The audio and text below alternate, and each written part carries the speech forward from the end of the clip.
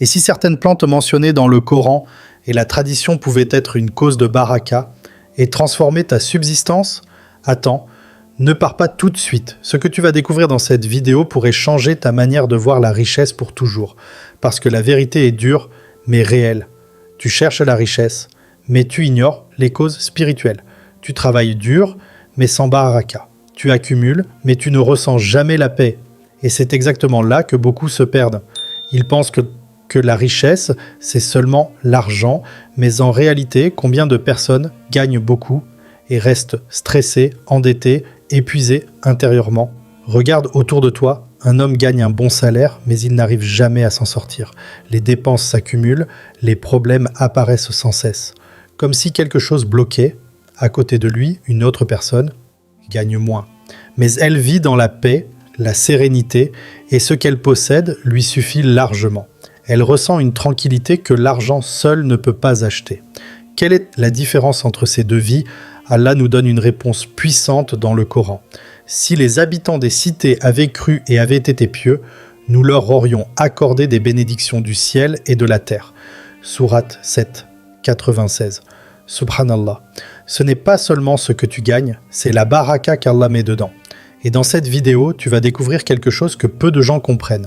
Certaines plantes, mentionnées dans le Coran et les enseignements, ne sont pas là par hasard. Elles portent des symboles profonds de subsistance, de guérison et de bénédiction. Mais attention, la dernière plante pourrait complètement changer ta vision de la richesse. Reste jusqu'à la fin, tu pourrais découvrir un secret que beaucoup ignorent. Et si tu veux une richesse bénie, commence dès maintenant. Écris Baraka en commentaire. Avant de commencer cette vidéo, n'oubliez pas de liker cette vidéo, car cela nous donne beaucoup de force pour continuer à partager du contenu bénéfique. Et je vous invite à vous abonner à notre chaîne et d'activer la cloche de notification pour rester informé de nos prochaines publications sur la foi islamique. Partagez-la avec vos proches et laissez un commentaire pour me dire ce que vous en pensez. Merci et bonne vidéo. La vraie définition de la richesse. Arrête-toi un instant et pose-toi cette question honnête. Qu'est-ce que la richesse pour toi? Parce que la plupart des gens se trompent profondément. On t'a appris que la richesse, c'est l'argent, les biens, le confort matériel. Mais si c'était vrai, alors pourquoi tant de personnes riches vivent-elles dans l'angoisse, le stress et l'insatisfaction? La réalité est différente. La richesse, ce n'est pas seulement ce que tu possèdes, c'est ce que tu ressens dans ton cœur. Le prophète, que la paix et le salut d'Allah soient sur lui, a dit une parole puissante. La vraie richesse n'est pas l'abondance des biens, mais la richesse du cœur. Subhanallah. Cela veut dire que tu peux avoir peu et être riche, et tu peux avoir beaucoup et être pauvre intérieurement. Regarde cette scène réelle qui se répète partout dans le monde. Un homme a un bon salaire, une belle maison, une voiture, mais il ne dort pas bien la nuit. Il est stressé, inquiet, toujours à courir après plus, sans jamais être satisfait.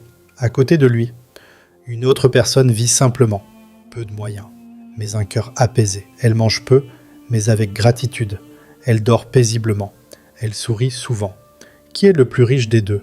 La réponse est claire. Allah dit dans le Coran, « Et quiconque craint Allah, il lui donne une issue favorable et lui accorde sa subsistance par des voies qu'il n'imaginait pas. » Sourate 65, 2 à 3. Voilà la clé. La vraie richesse égale la baraka, plus la paix, plus la suffisance. Kana'a. Ce n'est pas seulement combien tu gagnes, c'est comment Allah bénit ce que tu as. Aujourd'hui, change ta vision. Ne cours plus seulement après l'argent, cours après une vie remplie de baraka. Dis-le avec intention, je veux une richesse avec baraka. Écris-le en commentaire et fais de cette phrase une nouvelle direction pour ta vie. Plante 1. La graine noire, Habat Sauda. Maintenant, écoute bien. La première plante est connue, mais son secret est souvent négligé. La graine noire, appelée Habat Sauda. Ce n'est pas juste une plante, c'est un trésor prophétique. Le prophète, que la paix et le salut d'Allah soient sur lui, a dit « Elle est un remède contre toute maladie, sauf la mort. » Subhanallah. Réfléchis à ça un instant. Pourquoi commencer par la guérison? Parce que sans santé, aucune richesse ne peut être pleinement utilisée. Tu peux avoir de l'argent, Mais si ton corps est faible, fatigué, malade, tu ne peux ni travailler correctement, ni profiter de ta vie. La santé, c'est la base cachée de toute réussite. Regarde cette histoire réelle. Un homme vivait constamment fatigué, toujours malade, sans énergie, sans motivation. Même avec des opportunités, il n'arrivait pas à avancer. Un jour, il commence à prendre soin de lui. Il change son alimentation, intègre la graine noire dans sa routine, et surtout, il invoque Allah pour la guérison. Petit à petit, son énergie revient. Son esprit devient plus clair. Sa productivité augmente. Et ce qui semblait bloqué commence à s'ouvrir. Plus d'opportunités, plus de stabilité, une amélioration progressive de sa situation financière.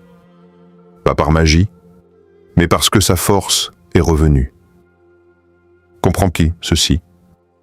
La guérison est une porte vers la richesse. L'énergie est une clé vers les opportunités. Et parfois, ce que tu cherches à l'extérieur commence par réparer ce qu'il y a à l'intérieur.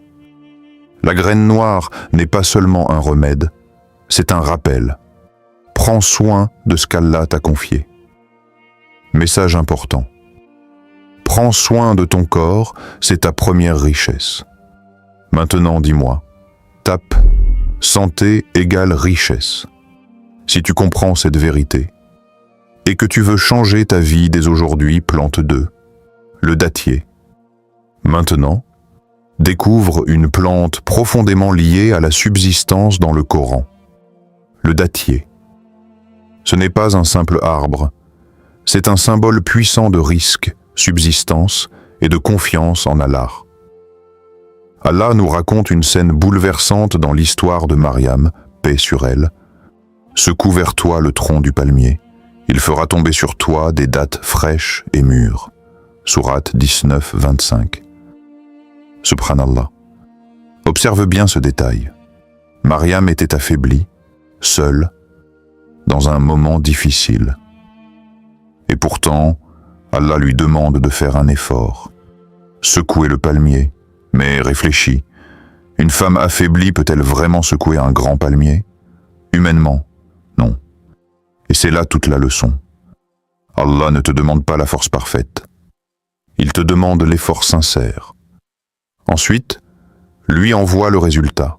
Voilà le secret de la subsistance. Effort, plus confiance, égale baraka dans ce que tu reçois. Regarde cette histoire réelle. Un agriculteur commence avec un petit terrain, peu de moyens, peu de ressources.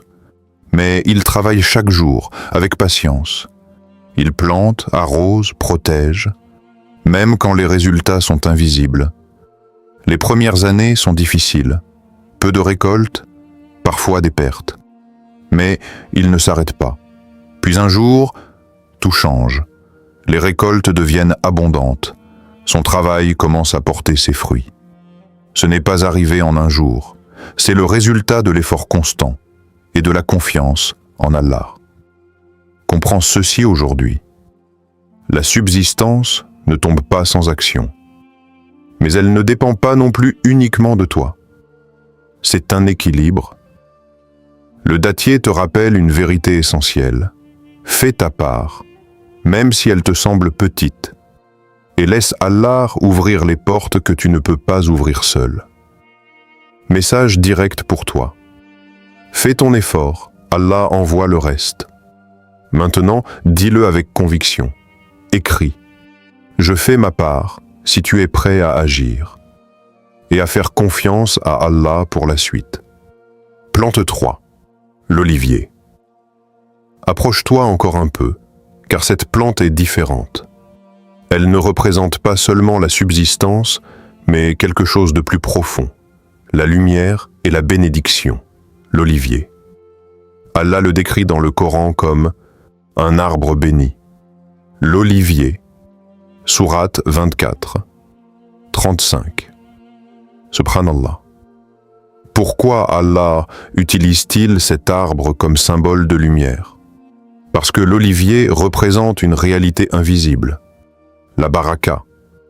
La baraka, Ce n'est pas quelque chose que tu vois directement, mais c'est quelque chose que tu ressens dans tout. Peu devient beaucoup. Le temps devient suffisant.